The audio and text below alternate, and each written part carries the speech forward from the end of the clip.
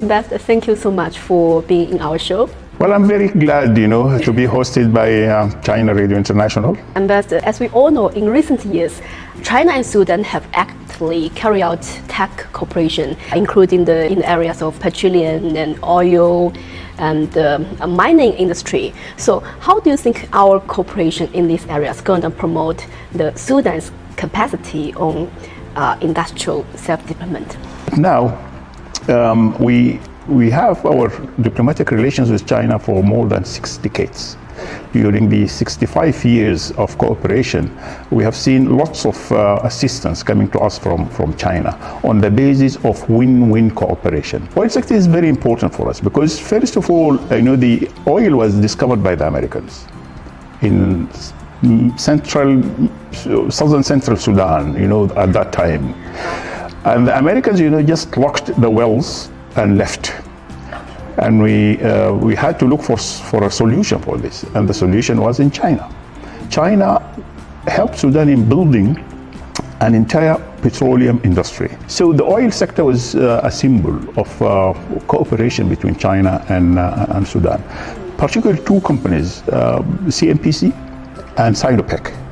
Both of them, they helped Sudan, and they did a very good job, in establishing the oil industry. Last year, the second China-African Agricultural Cooperation Forum was held, and many representatives from China and African countries reached the consensus on agriculture tech cooperation and also cooperation on the agricultural modernization sector.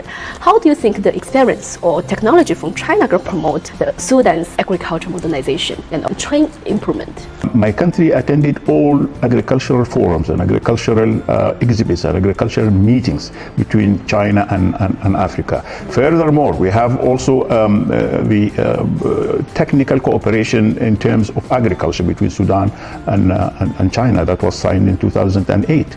And in 2009, there is a center for applying technical cooperation in the area of agriculture. In Sudan, we have the land, completely leveled land.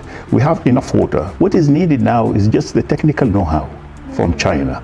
So the cooperation between China and Africa in terms of agriculture will be beneficial for China and for the African people, at least, to reach the food security in Africa. I feel sad. How can we have food insecurity while we have the land, we have the water, and we have these things? With China, I think we will be able, to feed our people and to prepare the agricultural products, for export, be it to China, to other Asian countries, to Europe, and in the Middle East countries. This year actually marks the new beginning of the new decade for BRI. So I would like to know, Ambassador, how would you evaluate the achievement of BRI in the past 10 years? Well, let me say, the BRI initiative is a very intelligent initiative. Now, China, I think, in the first 10 years of the BRI, made a major leap, major economic and connectivity developments. BRI is very, very useful in the connectivity in African countries. So China already, started connecting Ethiopia with Djibouti through the railroad. Yes, and also they worked inside Kenya. There is a fast road now, a fast train between Mombasa and Nairobi. So these are the initiative, the yields, the results. We can see now the results of the BRI in Africa. We see China is the only credible partner, a trustworthy partner, that can come in to help the people, to help the country. So it is a sort of a win-win cooperation between the two, between Africa and China, and between Sudan in particular and China. I know under the guidance of BRI, China has built quite a lot of infrastructure projects in Sudan in the field of electricity, transportation, hospitalization, etc. Which projects have impressed you, and how do you think BRI cooperation will influence or impact Sudan's social and economic development in the future? In terms of infrastructure, China so far built more than 5 bridges across the Nile in the Sudan. China built a dam in northern Sudan that dam, Marawi Dam, which helped, in the generation of power and in agriculture, because now from the dam we are able to irrigate, to give water, to farms in areas which were used to be a desert. Now that area is green, because of the assistance of this dam in particular. China helped us in terms of education. Now China offers scholarships to Sudanese students and scholars.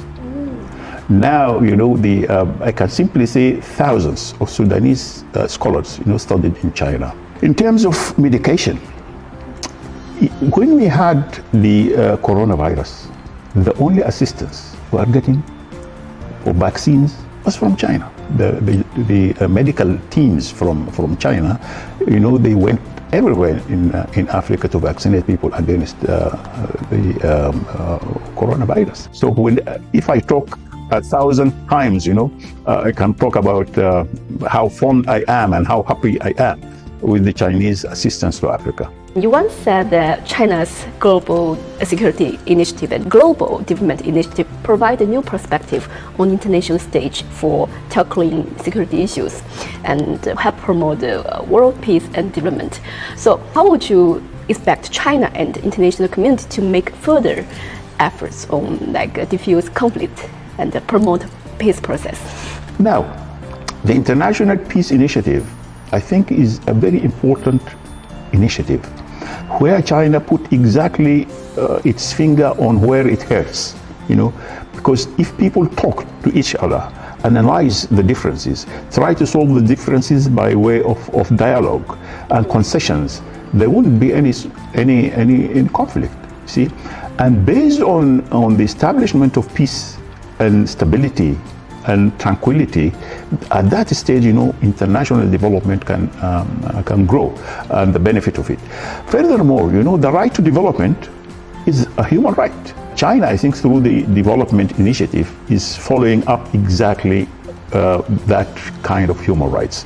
China developed itself and now helping to develop other countries, to have the same sample or the same paradigm or same experience China had in developing itself and uplifting millions of people out of abject poverty, to decent life. Thank you so much for sharing, sir.